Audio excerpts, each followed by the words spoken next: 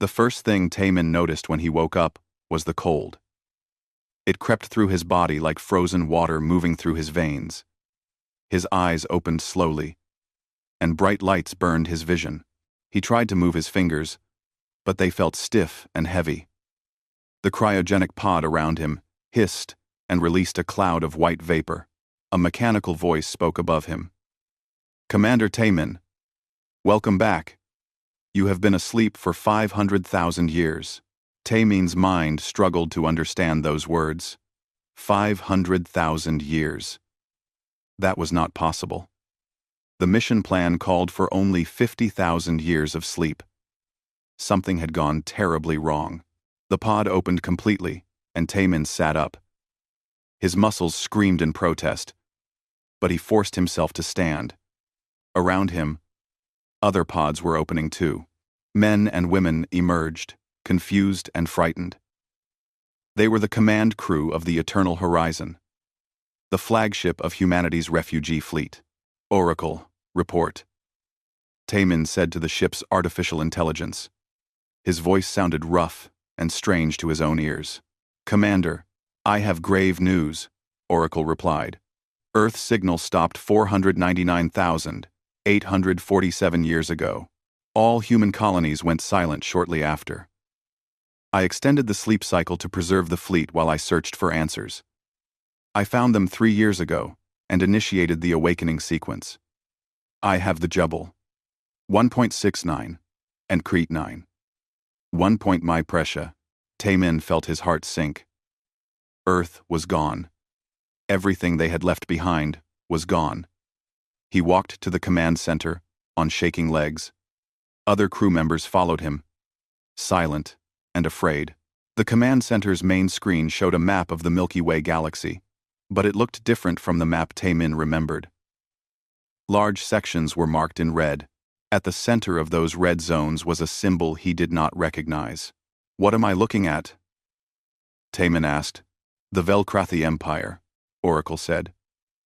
"They control 2 spiral arms of the galaxy now. 12,000 worlds.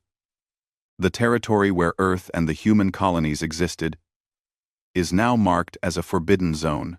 Ji-woo, the chief navigator, moved closer to the screen. Her hands trembled as she touched the controls. "Show me Earth's coordinates." The screen zoomed in. Where Earth should have been, there was now only a debris field. Warning beacons surrounded it, broadcasting messages in an alien language. Oracle translated the words that appeared on the screen. "Sacred cleansing site. Entry forbidden. The soft ones were purged here." "Purged," Ji-woo whispered. "They killed everyone." Taemin felt rage building in his chest, but he pushed it down. He needed to think clearly. "Oracle, show me the fleet status." 53 colony ships remain operational. Total population: 530 million humans in cryogenic sleep. All ships are functional. Resource levels are adequate for another century of operation. 530 million. That was all that remained of humanity. Taemin remembered Earth before they fled. 12 billion people. Now they were reduced to this tiny number, floating in the empty space between galaxies. "Wake the council," Taemin ordered. "We need to make decisions." Over the next few hours, more people woke up. Admiral Haewon, the fleet commander, emerged from her pod, looking old and tired. Chief Engineer Dong-hyun took longer to wake, but when he did, he immediately started checking the ship's systems. Science Director Bo-ram was quiet as she studied the data Oracle had collected. Military Commander Young-sik's face turned hard when he learned what had happened to Earth. They gathered in the council chamber. The room was small and plain, designed for function rather than comfort. Tae-min stood at the head of the table and looked at each person. "You all know what happened," he said. "Earth is gone. The colonies are gone. We are all that remains of humanity. The Velkrathi Empire destroyed our home and everyone we left behind. Now we must decide what to do next." Dong-hyun spoke first. "We could keep running. Find a new galaxy. Start over somewhere the Velcrothi will never find us. Run again? Young Sik's voice was sharp. We ran before, and look what happened. 12 billion people died because we ran. We ran because we had no choice. HFY said. Earth's defenses were failing. The Velcrothi fleet was too strong. We saved who we could. None. And now? Young Sik asked. Are we still too weak? Will we run forever? Bo-Ram raised her hand. There is something you all need to know. Something important that happened during the long sleep. Everyone turned to look at her. She touched a control panel, and images appeared on the wall screen. They showed DNA sequences and biological charts. The ships were not completely automated, Bo-Ram explained. Small crews stayed awake in 10-year shifts to maintain the systems. They lived, had children, and died. Their children took over the next shift. This cycle repeated for 50,000 generations. What are you saying?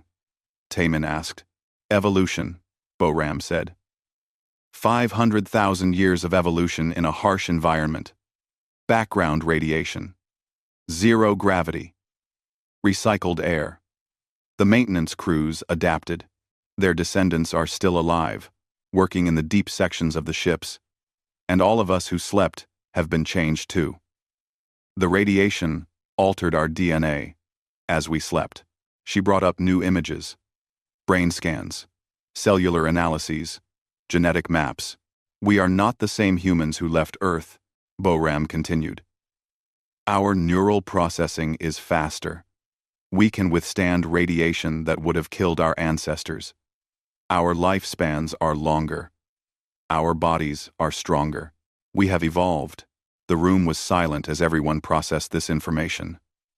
They were different now. Changed.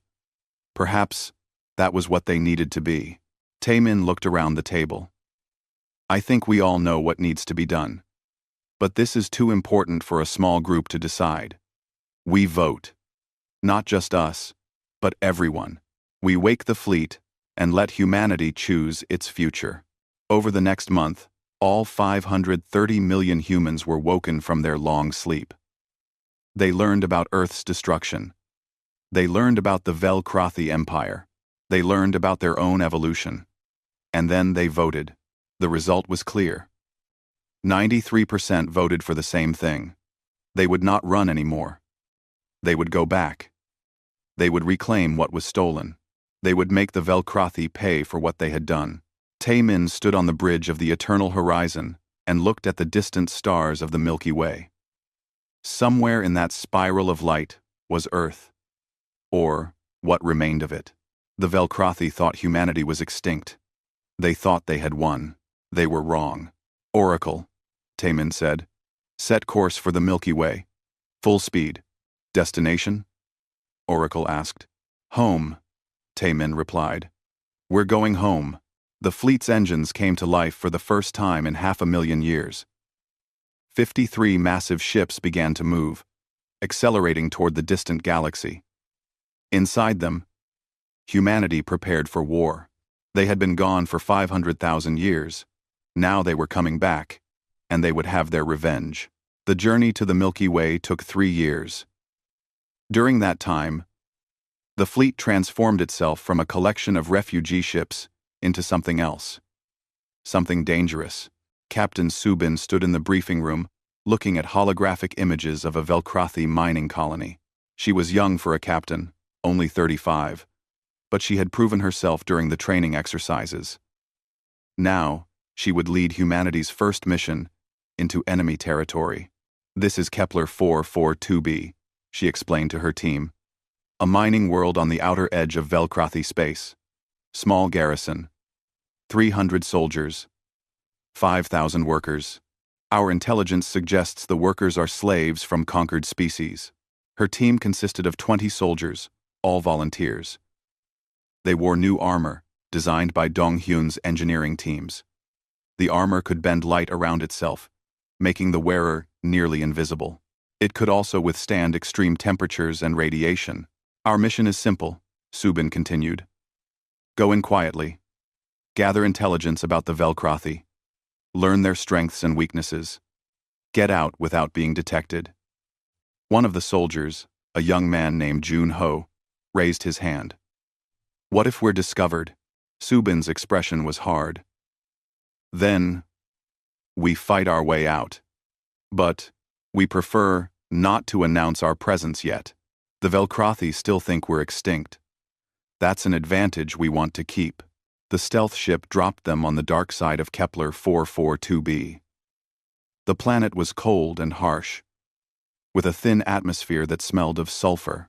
In the distance, they could see the lights of the mining complex. They moved silently across the rocky terrain. Their armor's camouflage made them look like shadows, barely visible even to each other. As they got closer, Subin could see the mining operation clearly. Massive machines dug into the planet's crust, extracting some kind of glowing ore. Workers moved between the machines, thin and exhausted. Guards in heavy armor watched them, weapons ready. The guards were Velcrothi, and Subin got her first clear look at humanity's enemy. They were tall, almost 8 feet high, with rough gray skin covered in bony plates. 4 arms, each ending in clawed hands. Their faces were flat and wide, with multiple eyes arranged in a semicircle. They looked strong and dangerous, but it was the workers that made Subin's blood run cold. They were from different species, but they all looked the same: starving, beaten, hopeless. Many had visible injuries. Some collapsed from exhaustion and were dragged away by the guards. Subin recorded everything with her helmet's camera. This was important information. But she also felt rage building inside her. The Velcrothi were not just conquerors. They were slavers and torturers. Her team spent 3 days observing the colony. They learned the guard patterns. They studied the Velcrothi weapons and technology. They identified the weak points in the colony's defenses. And they listened to the communications between the colony and other Velcrothi outposts. On the 3rd night, Subin made a decision. We're taking one of them alive, she told her team. They waited until a guard patrol moved away from the main complex. 2 Velcrothi soldiers, walking a perimeter route that took them past a rocky outcrop. Subin and her team were waiting. The capture was quick and violent. Stun weapons dropped the first guard before he could react. Within seconds, both guards were unconscious and bound. They took one guard back to their landing site and left the other hidden. He would wake up eventually and raise an alarm, but by then, they would be gone. Back on the stealth ship, they woke their prisoner. The Velcrothi soldier struggled against his bonds, his multiple eyes moving frantically. Subin stood in front of him, her helmet recording everything. Do you speak any human languages? She asked in English. The Velcrothi stared at her. Then, in rough, broken English, he said, Human? Impossible. Soft ones are extinct. We purged them. You tried, Subin said. You failed. Some of us survived. Now, we're back. The guard laughed, a harsh clicking sound. You think you matter? The Empire spans 12,000 worlds, trillions of subjects, thousands of warships. You are nothing. Insects. Tell me about your defenses, Subin said. The guard laughed again. Why? So you can attack? Go ahead. Try. We will crush you, like we crushed Earth. The soft ones fled because they were weak. You will flee again. Subin leaned closer. We're not the same humans you fought before. We've changed, evolved, grown stronger, and we're not fleeing anymore. She played back the recordings from the mining colony, showing the guard his own people beating and starving the workers. This is what you do. This is why we're here. Not just for revenge, for justice. The guard spat at her. Justice. We are the strong. They are the weak. That is the only law that matters. The Velcrothi rule, because we deserve to rule. Subin realized they would get nothing useful from this one. He was too indoctrinated, too convinced of his people's superiority. She left him secured in the holding cell and went to find the intelligence officer. Kyung-soo was reviewing the data they had collected. He looked up when Soo-bin entered. "The prisoner is useless," she said. "Perhaps," Kyung-soo replied. "But the communications we intercepted are valuable. I've been analyzing their transmissions. The Velcrothi use quantum encryption, but it's an old system. I think I can break it." He worked for hours, running decryption programs. Finally, the codes broke. Messages flooded the screens. Orders, reports, conversations between Velcrothi commanders. "This is incredible," Kyung-soo said. "They're completely unprepared for war. The Empire hasn't faced a real threat in thousands of years. Their military is huge, but it's spread thin across 12,000 worlds. And their technology hasn't advanced much in the last 100,000 years." They became complacent. Soo-bin felt a small spark of hope. What about their weapons? Powerful, but predictable. Plasma cannons, quantum displacement missiles, singularity bombs, dimensional shields. All very impressive. But we've had 500,000 years to think about how to counter these things. Back at the fleet, Soo-bin reported to Admiral Hae-won and Commander Tae-min. She showed them everything they had learned. The Velcrothi defenses, their technology, their arrogance. "They think we're extinct," Soo-bin said. "They remember us as weak refugees who ran away. They have no idea what's coming." Dong-hyun activated a holographic display. While Soo-bin's team was gathering intelligence, "We've been building weapons. New weapons." The display showed strange-looking ships and devices. "These are null field generators," Dong-hyun explained. "They create bubbles of space, where normal physics don't apply. Dimensional shields can't stop them because there's no dimension to shield against. The field just erases whatever it touches." He brought up another design. "Quantum disruptors. They break apart the bonds between atoms. One shot can vaporize a ship's hull. And phase drives that let our ships slip between dimensions. We can appear anywhere, anytime."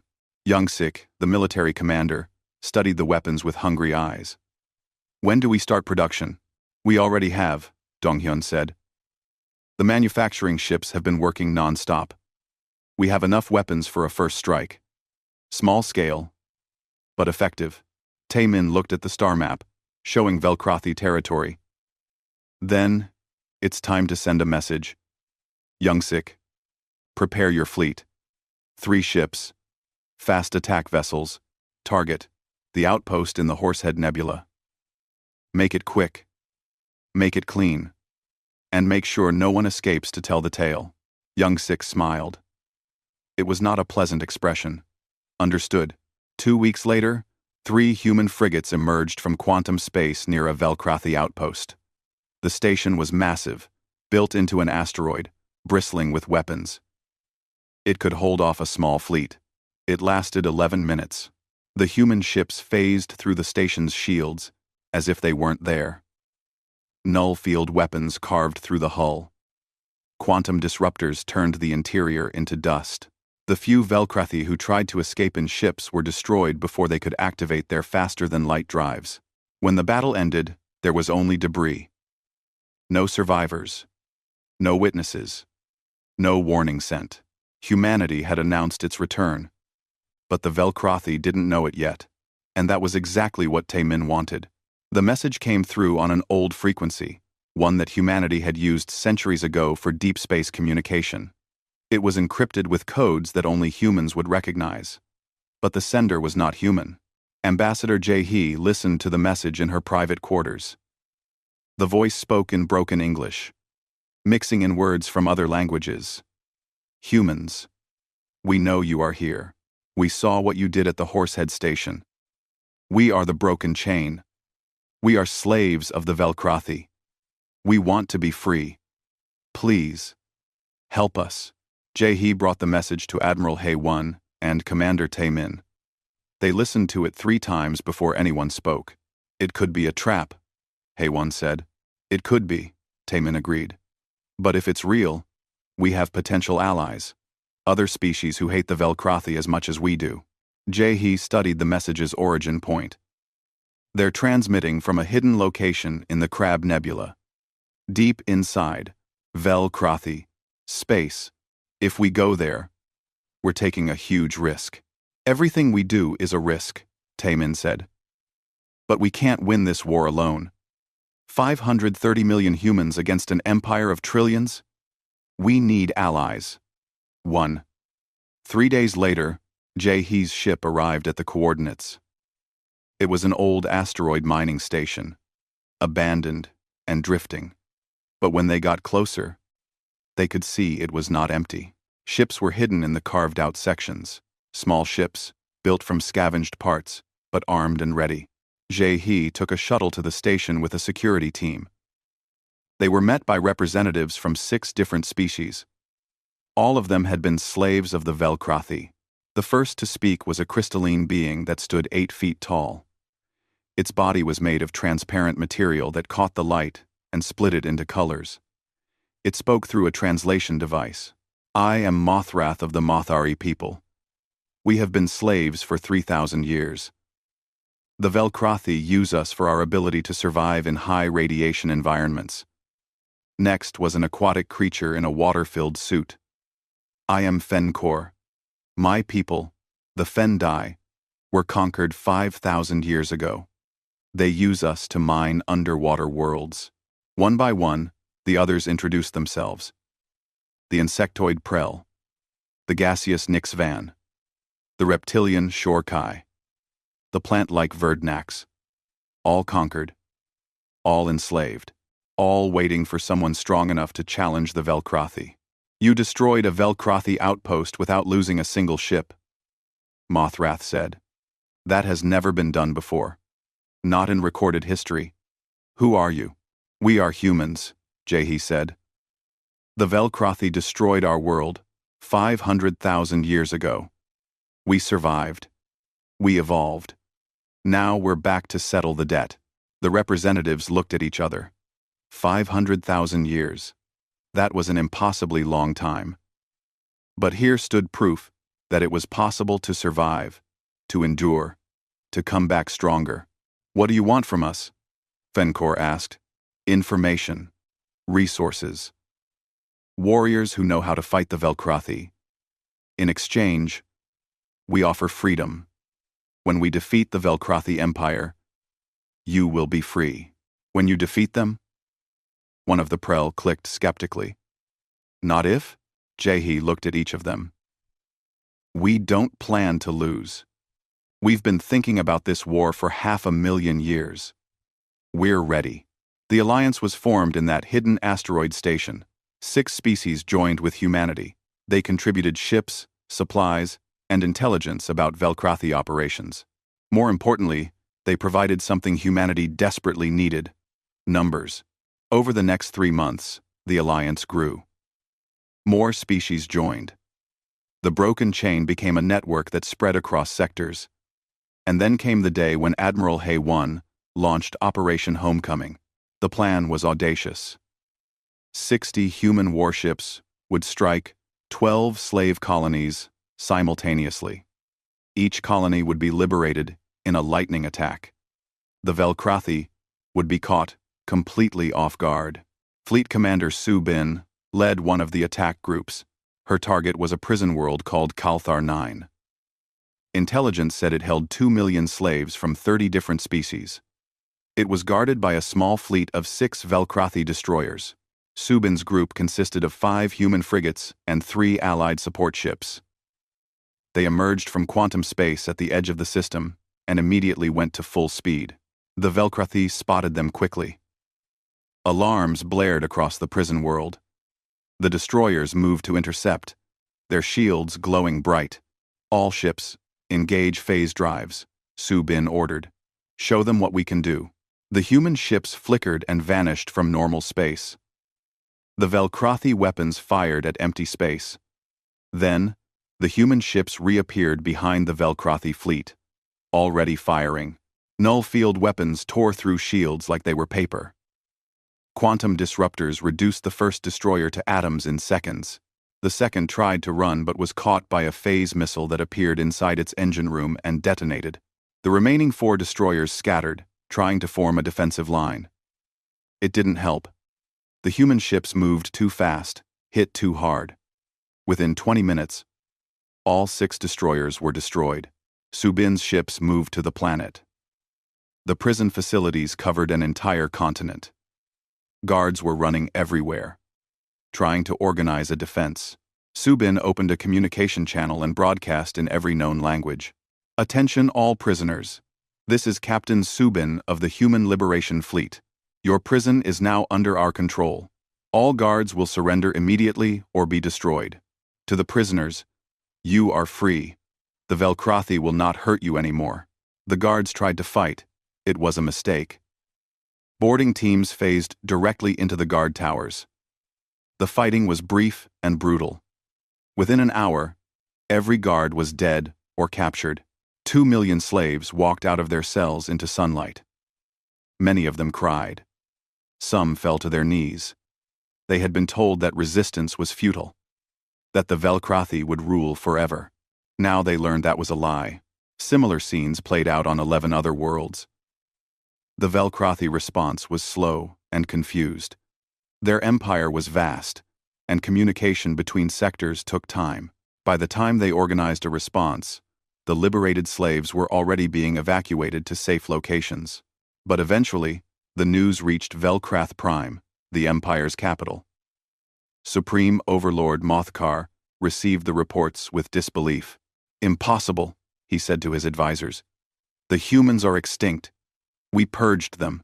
The evidence suggests otherwise, Overlord, one advisor said carefully. These attacks bear the signature of human technology from the old war, but improved, advanced. Mothkar studied the reports. 12 colonies liberated. 18 destroyers destroyed. Not a single human ship lost. This was not possible. The humans, he remembered, were weak, running away from every battle. Send the Crimson Fleet, Mothkar ordered. 300 ships. Find these humans and crush them. Make it clear what happens to those who challenge the Empire. The Crimson Fleet was the pride of the Velkrathi military. 300 warships, each powerful enough to destroy a planet. They had not been deployed together in 5,000 years because no threat was great enough to require it. They found the human fleet in the Carina Nebula. 30 human ships against 300. The Velkrathi commander sent a message before attacking. Surrender now, and we will only enslave you. Fight, and we will purge you like we purged your ancestors. Taemin, commanding the human fleet, replied with 2 words, come try. The battle began badly for the Velkrathi. The human ships phased in and out of normal space, appearing wherever they wanted. They targeted the command ships first, destroying the fleet's coordination. Then they focused on the engines, leaving ships stranded and helpless. The Velkrathi had numbers, but numbers meant nothing against an enemy they couldn't hit. Their weapons fired at ghosts. Their shields blocked nothing. Their tactics, developed over thousands of years of easy victories, were useless against an opponent who refused to follow the expected patterns. After 1 hour, half the Crimson Fleet was destroyed. After 2 hours, the survivors broke formation and ran. The mighty Velkrathi fleet, defeated by a force 1/10 its size. Back on Velkrath Prime, Mothkar stared at the battle reports. This was impossible. This was terrifying. The humans had returned, and they were stronger than anything the Empire had ever faced. Admiral Hay-1 broadcast a message on all Velkrathi communication channels. Her image appeared on screens across 12,000 worlds. She spoke in the Velkrathi language, making sure everyone understood. 500,000 years ago, you murdered our world. You thought us extinct. You were wrong. We are humanity. We have returned, and we will have our vengeance. Surrender your territories, free your slaves, or burn. The Velkrathi refused to surrender. They had ruled for too long to give up now. But across their empire, Something had changed. The slaves had heard the message. They knew humans were real. They knew resistance was possible. The broken chain began to rise. The war ground on for 2 years. Every week brought new battles. Every month brought new victories. But the cost was growing. Fleet Commander Subin stood at the memorial wall aboard the Eternal Horizon. Names covered the wall from floor to ceiling. Every human who had died in the war had their name carved here. Subin touched the most recent addition. Private Minseo. Killed during the assault on Tarkin Station. She was only 19 years old. 40,000 names. 40,000 humans dead. For a species of only 530 million, it was a terrible loss. Almost 1% of their entire population. Subin remembered when they started this war. They had been so confident. Their technology was superior. Their determination was absolute. They thought it would be quick and clean. They were wrong. The Velkrathi adapted. They learned. They started using dimensional mines that exploded when human ships phased through space. They placed slave species on their ships as living shields, knowing humans would hesitate to kill innocents. When they couldn't win a battle, they destroyed entire planets rather than let them fall into human hands. The war became brutal and cruel. Both sides committed atrocities. Both sides suffered losses. And slowly, humanity began to wonder if revenge was worth extinction. Commander Youngsik led the push through the Orion Spur. His forces had won 15 major battles in 6 months, but each victory cost more than the last. His ships returned with damage that took weeks to repair. His soldiers came back, wounded in body and spirit. He stood on the bridge of his flagship, watching a battle unfold on the main screen. 3 human destroyers were fighting 6 Velkrathi cruisers near a gas giant. The human ships phased and dodged, but the Velkrathi had learned to predict their movements. A dimensional mine detonated, catching one human ship as it emerged from phase space. The ship broke apart, spilling atmosphere and bodies into the void. Youngsik closed his eyes.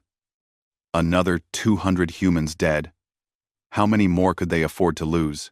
Medical Director In Su worked 18-hour days in the fleet's hospitals. Wounded soldiers filled every bed. Some had injuries that could be healed. Others would carry their scars forever. Many would never return to active duty. In Su found herself treating more than physical wounds. Soldiers came to her with nightmares. They couldn't sleep. They couldn't eat. They had seen too much death. She tried to help them, but what they really needed was for the war to end. Counselor Hyo-jin reported to Admiral Hae-won with troubling news. The civilian population is growing restless. With A1, she said. They support the war, but they're exhausted. Every family has lost someone. People are starting to ask if revenge is worth losing everything we've rebuilt. Hae-won understood their concerns. She felt the same way sometimes, late at night when she couldn't sleep. But she also remembered Earth's destruction. 12 billion people murdered. She couldn't let that go unanswered. Tell them we're getting closer, Hae-won said. Tell them the end is in sight. She hoped it was true. Science Director Boram spent months analyzing captured Velkrathi data cores. The information they contained was vast. Star charts, fleet positions, resource depots. But one file caught her attention. It was heavily encrypted and buried deep in the system. It took her 2 weeks to break the encryption. When she finally opened the file, she couldn't believe what she was seeing. She called an emergency meeting with Taemin, Hae-won, and the senior staff. I found something, Boram said. Something important. I know where the Velkrathi capital is located. She brought up a star chart. It showed the Sagittarius arm of the galaxy. A single star system was marked in bright red. Velkrath Prime, Boram said. The heart of their empire. It's protected by 6 battle stations and over 1,000 warships. It's the most heavily defended system in the galaxy. Where is it exactly? Taemin asked. Boram zoomed in on the coordinates. Then, she overlaid an old human star chart from before the war. The two charts aligned perfectly. Everyone in the room went silent. That's where Earth was, Haywan said quietly. Yes, Boram confirmed. After they destroyed Earth, they moved it first, used gravity weapons to shift it out of its orbit. Then, they broke it apart. Finally, they built their capital in the same orbit where Earth used to be. It's symbolic. They built their throne on our grave. Young Sik slammed his fist on the table. They did this on purpose. They're mocking us. Perhaps, Taemin said. Or perhaps they wanted to make sure humans could never return home. Either way, it changes nothing. We were always going to target their capital, eventually. Now we know where it is. Ambassador Jae-hee had been traveling throughout the liberated territories, meeting with the Broken Chain leadership. The alliance had grown far beyond the original 6 species. 15 species now fought alongside humanity. Rebellions erupted on dozens of Velcrothi worlds. Jae-hee stood before a gathering of allied leaders on a liberated station. Hundreds of representatives from different species filled the chamber. She addressed them all. The Velcrothi Empire is falling apart, she said. They pull their forces back to protect their core worlds. They abandon their outer territories. They lose more systems every week, but they still have their capital. As long as Velcroth Prime stands, they will never truly surrender. Mothroth, the Mothari representative, spoke. You plan to attack their capital. This is suicide. They have thousands of ships there. Their defenses are impossible to break. Nothing is impossible, Jae-hee said. We've proven that already. 2 years ago, everyone said we couldn't defeat the Crimson Fleet. We did. They said we couldn't liberate their core worlds. We have. Now we will do what seems impossible one more time. Fencor, the Fendai representative, stood. If you attack Velcroth Prime, you will need every ship you have. This will be the final battle. If you lose, humanity is finished. If we don't try, the war continues forever, Jae-hee replied. How many more must die before we end this? We've lost 40,000. The Velcrothi have lost millions. The slave species have lost millions more. This has to end. The chamber erupted in discussion. Some species wanted to continue the slow liberation campaign. Others agreed that a final strike was necessary. The debate went on for hours. Finally, Mothrath spoke again. If humanity is willing to risk everything, then we will stand with you. The Mothari will commit all our ships to this battle. One by one, the other species agreed. The alliance would march on Velcroth Prime together. Admiral Haywan assembled the Grand Fleet over the course of 6 months. Every human warship that could fly was included. Every allied vessel joined. Supply ships, medical ships, repair ships, everything humanity had built in 2 years of war. 600 ships in total. It was the largest fleet humans had ever commanded, but it was still smaller than the defense fleet at Velcroth Prime. Commander Taemin walked through the eternal horizon, speaking with the crew.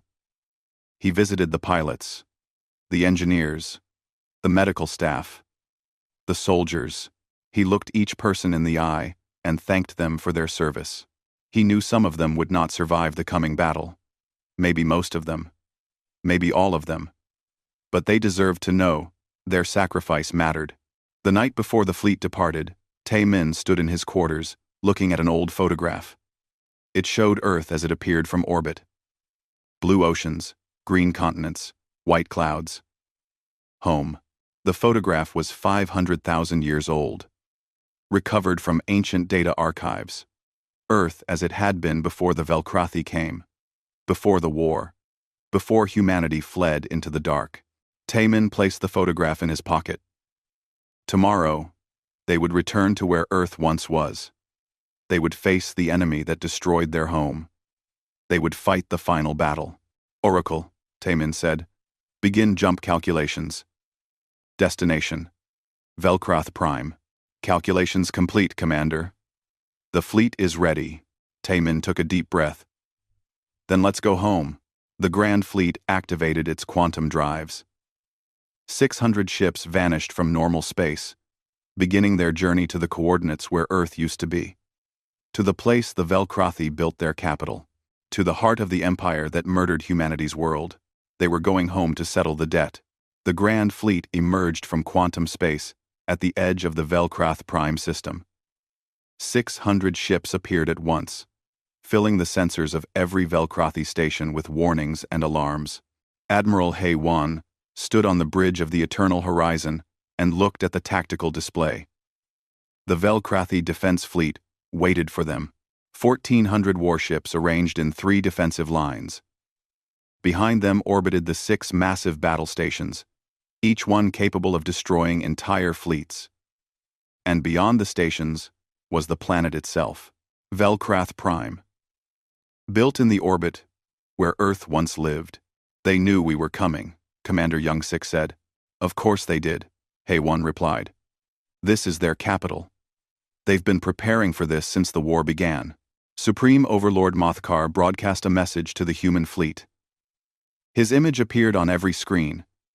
He looked old and tired, but his voice was still strong. Humans. You have fought well. Better than we thought possible.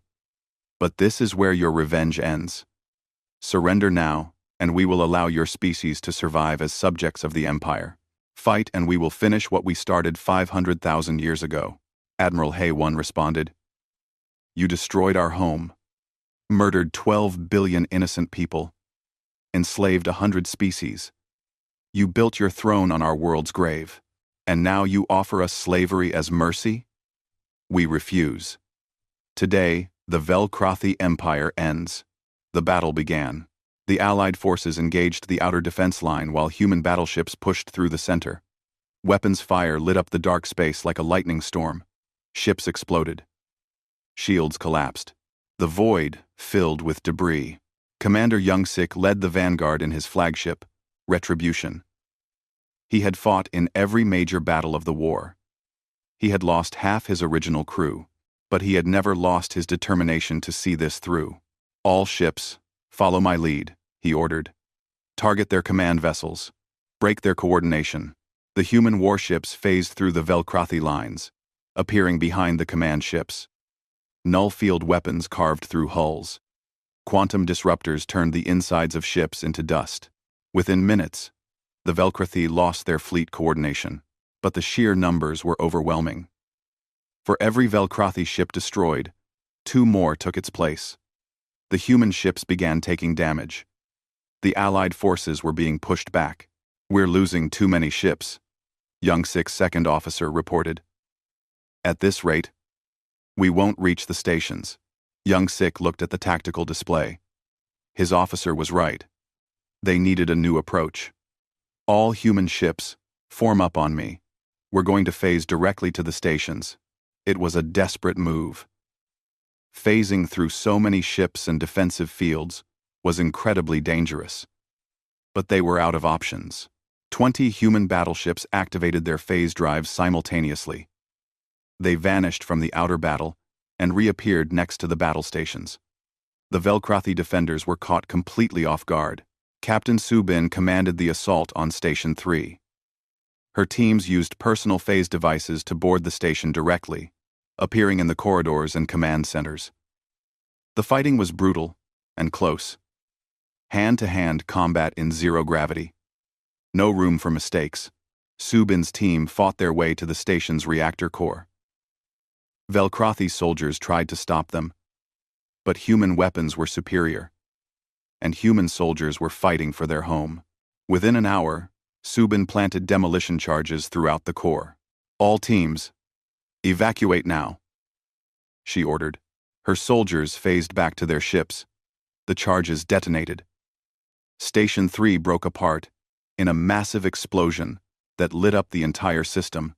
One by one, the other stations fell. Station 5 was destroyed by phase missiles that appeared inside its shield generators. Station 1 was torn apart by null-field weapons. Station 6 surrendered after its crew realized they couldn't win, but the victory came at terrible cost. 15 human battleships were destroyed. 300 Allied vessels were gone. Thousands of soldiers died in the boarding actions. Commander Young-Sik's ship was badly damaged. One entire section was open to space. His crew worked desperately to keep the engines running. But they had achieved their objective. The battle stations were destroyed. Now the path to Velkrath Prime was open. Admiral Hay-1 ordered the final assault. The remaining human ships pushed toward the planet. The Velkrathi defense fleet tried to stop them, but they were scattered and leaderless. The Grand Fleet crashed through them like a hammer.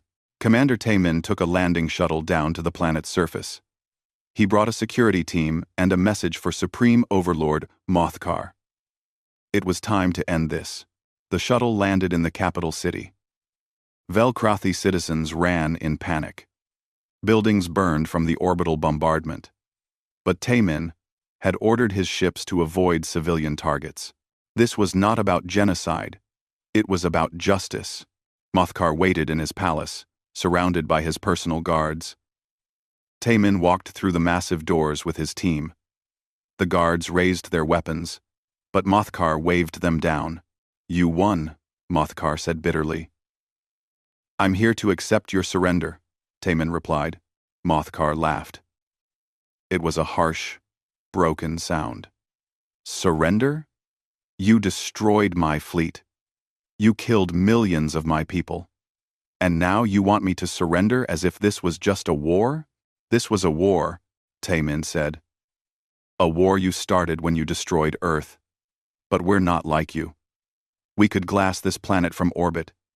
We could do to you what you did to us. But we won't." "Why not?" Mothkar demanded. "We would not show you mercy." "I know," Taemin said. "That's the difference between us. We choose to be better than you. The Velkrathi Empire is finished. Your fleets are destroyed. Your colonies are free. Your slaves are liberated. Now, you will face trial for your crimes. All of your leadership will answer for what they've done." Mothkar stared at him. "You think your mercy makes you strong? It makes you weak. We'll see," Taemin said. "Guards, take him into custody." The war ended that day. The Velkrathi Empire, which had ruled for 10,000 years, collapsed within weeks. Without their military and leadership, the empire broke into hundreds of independent states. The former slave species formed their own governments. The broken chain became a peacekeeping force to prevent chaos. The trials lasted for years. Velkrathi leaders were judged by representatives from every species they had oppressed. Some were executed for genocide. Others were imprisoned for life. Many were forced to work, rebuilding the worlds they had destroyed. But humanity's work was not finished. Science director Boram led an expedition to find Earth's remains. The Velkrathi had moved the planet before destroying it. The debris field was scattered across a neighboring system. Boram's team spent months searching through the wreckage. Most of Earth was just dust now. But they found fragments. Pieces of continents. Sections of ocean floor turned to ice, and buried deep in one fragment, they found a data cache. It was a message from Earth's final days. Videos. Audio recordings. Written messages. The last words of humanity before the end. Boram sat alone in her lab and watched the recordings. She saw people saying goodbye to loved ones they knew they would never see again. She heard final messages to whoever might find them. She read letters written in dozens of languages, all saying the same thing. Remember us. Don't let our deaths be meaningless. One recording showed a young woman holding a baby. If anyone finds this, she said, tears running down her face, please know that we existed. We lived. We loved. We tried our best. And if any humans survived, please know that we died hoping you would make something better. Something worth all this pain. Boram cried watching that recording. She cried for all the people who died. She cried for all the time that had passed. 500,000 years between their death and humanity's return. But they had returned. And they had made something better. Navigator Ji Woo proposed a memorial. The fragments of Earth would be collected and reformed into a new structure. Not a planet, but a massive station. It would be called New Earth, built from old Earth's remains. The construction took 10 years. Every human helped in some way. Every allied species contributed. The fragments of Earth were carefully arranged into a ring structure around a bright yellow star. Inside the ring, parks and gardens grew. Buildings rose. It became a living memorial, a capital for the new civilization they were building. 50 years after the war ended, elder statesman Taemin addressed the Galactic Assembly. He was old now, almost 90, but his voice was still strong. 50 years ago, we returned to this galaxy seeking revenge, he said. We found it. But we found something more important. We found that revenge alone is not enough. Justice must be paired with mercy. Strength must be paired with wisdom. And victory must be paired with the determination to build something better. He looked around at the representatives from 30 different species. Former enemies. Former slaves. All working together now. 18C. Humanity's revenge was not just destruction. Taemin continued. It was liberation. It was justice. It was proving that even after 500,000 years, some things endure. Memory, defiance, and the refusal to let evil go unanswered. The assembly applauded. Not just the humans, but everyone. Because the message was not just for humanity. It was for anyone who had suffered. Anyone who had been oppressed. Anyone who refused to give up hope. That night, Taemin stood on an observation deck looking at New Earth. The memorial glowed in the light of its sun. Inside it, 1 billion humans lived and worked. The population was growing again. Children were being born who would never know the fear of extinction. He thought about all the people who had died to make this possible. The 12 billion on Earth, the 40,000 soldiers in the war, all the slaves who died before liberation came. Their sacrifice had meaning now. Their deaths had purchased freedom for billions, justice for the oppressed, and a new civilization built on the ashes of the old. Taemin pulled out the old photograph of Earth from his pocket. He looked at it one last time. Then he placed it in a memorial box and sealed it. The past was honored. The debt was paid.